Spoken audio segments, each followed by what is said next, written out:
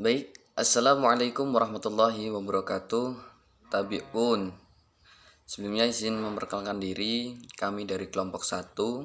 Di sini kami ingin mempresentasikan hasil kerja kelompok kami mengenai materi kami yaitu mekanisme teori revolusi yang beranggotakan saya sendiri Rian Effendi, Hana Adelia, Shinora Francisca, Putri Anggun Maisitoh, Bella Puspita, Andre Wijaya, dan Arlis Afifatus Zahra. Baik, langsung saja kita masuk ke dalam materi.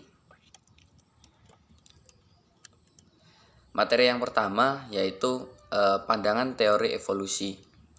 Jadi, teori evolusi seringkali menjadi bahan perdebatan sekaligus mengundang penolakan dari berbagai golongan, terutama dari golongan agamawan. Alasan penolakan tersebut tidak lain karena evolusi dianggap bertentangan dengan dalil yang tercantum dalam kitab suci yang mereka yakini. Sebagaimana Iskandar pada tahun 2008 menyatakan bahwasanya teori evolusi tidak bertentangan dengan agama manapun di dunia. Perdebatan yang selama ini terjadi ini disebabkan karena keterbatasan ilmu pengetahuan itu sendiri. Namun seiring berjalannya waktu dan perkembangan ilmu pengetahuan dan teknologi, teori evolusi pun mengalami perkembangan pada masanya. Baik, selanjutnya materi akan diteruskan oleh saudari Hana Adelia. Teori evolusi identik dengan Darwin. Walaupun sebenarnya gagasan evolusi pertama kali bukan diperkenalkan oleh Darwin, tetapi kita dapat menelusurinya hingga zaman Yunani kuno, Thales 636-546 sebelum Masehi dan Anaximander 611-547 sebelum Masehi biasa memperbincangkan asal-usul biota laut dan evolusi kehidupan. Pythagoras 570-496 sebelum Masehi, Santus kira-kira 500 sebelum Masehi, dan Empedokles 490-430 sebelum Masehi juga membicarakan isu yang sama dalam tulisan-tulisan mereka. Plato 427-347 sebelum Masehi percaya bahwa benda-benda yang diamati hanyalah tiruan dari dunia ide di keabadian yang tidak dapat dilihat. Pengertian tentang evolusi.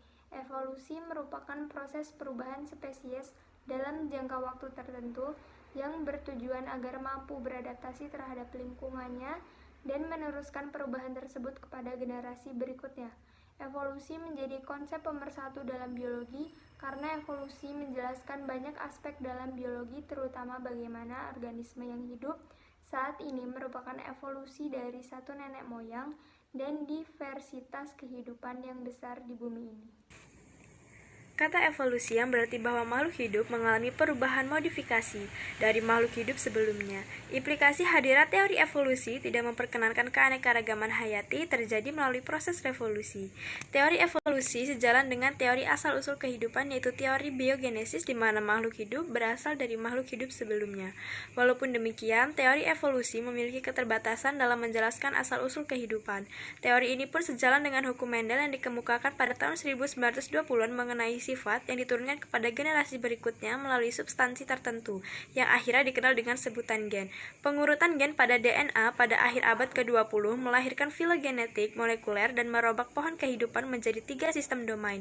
Seiring perkembangan zaman, pandangan saintis mengenai evolusi terpusat pada gen sebagai kode kehidupan. Tokoh yang menentang teori evolusi yaitu Plato pada tahun 1427 sampai 347 sebelum Masehi adalah seorang filsuf yang paling berpengaruh dalam kebudayaan barat. Tetap memegang pendapat yang bertentangan dengan konsep evolusi. Plato sangat meyakini tentang dua dunia, yaitu dunia nyata yang ideal dan kekal dengan dunia hayal yang tidak sempurna yang kita tangkap melalui panca indera kita. Muridnya Aristoteles pada tahun 384 sampai 322 sebelum Masehi.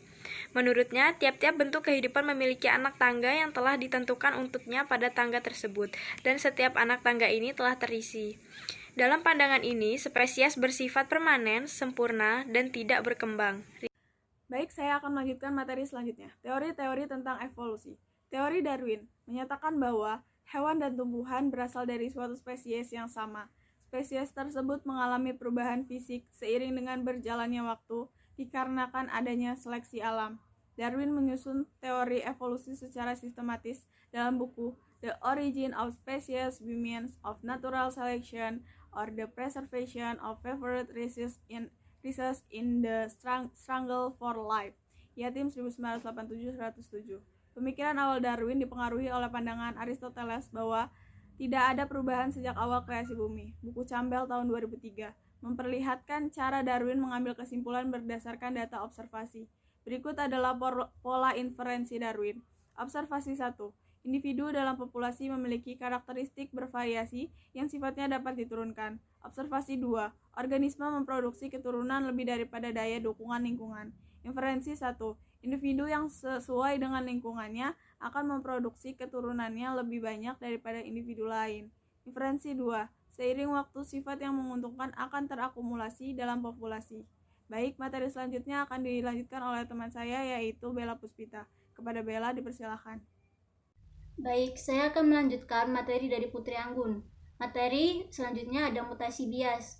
Mutasi bias di samping menjadi sumber utama variasi, mutasi dapat juga berfungsi sebagai mekanisme evolusi bila ada berbagai probabilitas pada tingkat molekul agar mutasi dapat terjadi. Ini merupakan proses mutasi yang disebut mutasi bias. Bila dua genotip, misalkan satu dengan nukleotida G dan satunya lagi dengan nukleotida A, pada posisi yang sama dan punya fitness yang sama, namun mutasi dari G ke A lebih sering dibanding mutasi dari A ke G, maka lebih cenderung terbentuk genotip dengan nukleotida A. Perkembangan mutasi bias juga sudah dijumpai pada evolusi morfologi. Selanjutnya, ada penyimpangan genetik. Penyimpangan genetik adalah perubahan frekuensi alel dari satu generasi ke generasi selanjutnya yang terjadi karena peran yang bermain dalam menentukan apakah suatu individu akan bertahan hidup dan bereproduksi. Dalam istilah matematis alel menjadi subjek sampling error. Akibatnya, bila tidak ada gaya selektif atau gaya selektif rendah, frekuensi alel cenderung menyimpang ke atas atau ke bawah secara acak. Selanjutnya ada aliran gen. Aliran gen atau gene flow merupakan pertukaran gen antar populasi yang biasanya merupakan spesies yang sama.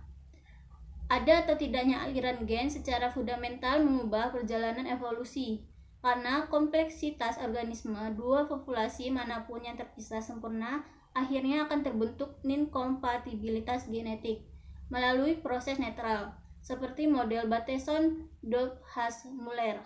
Bahkan walaupun dua populasi tersebut tetap identik dalam hal adaptasi terhadap lingkungannya. Baik, materi selanjutnya akan dibacakan oleh Saudara Andre.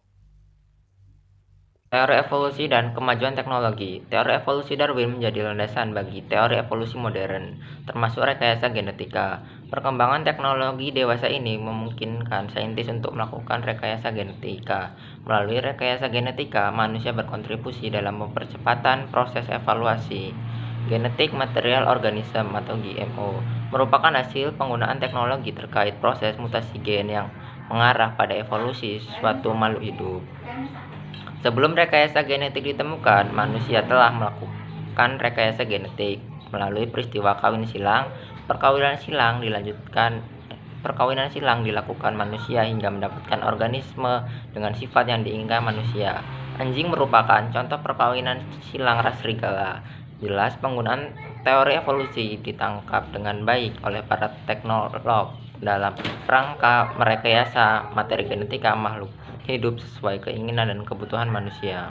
Kesimpulan dari materi kami yaitu teori evolusi Darwin membantu dalam menerangkan pemikiran mengenai evolusi yang terjadi di dunia saat ini dan merupakan tonggak berkembangnya berbagai disiplin ilmu melalui referensi berdasarkan bukti empiris. Teori evolusi Darwin ditujukan dengan berbagai bukti empiris dan diperkuat dengan teori lain sehingga mengukuhkan teori Darwin sebagai teori evolusi yang diyakini hingga saat ini. Berdasarkan teori Darwin, maka kata evolusi lebih tepat digunakan dalam menjelaskan keberagaman makhluk hidup daripada kata revolusi. Karena karena menurut teori Darwin, terdapat keterkaitan antara generasi sebelumnya dan generasi setelahnya melalui proses reproduksi. Proses evolusi makhluk hidup masih terus berlanjut hingga saat ini dan sejalan dengan seleksi alam yang terjadi.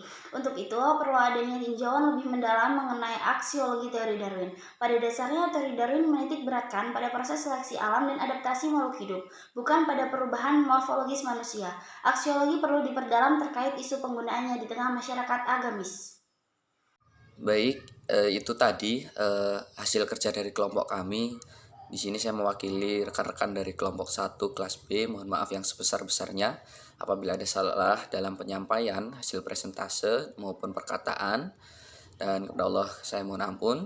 Kami akhiri. Wassalamualaikum warahmatullahi wabarakatuh.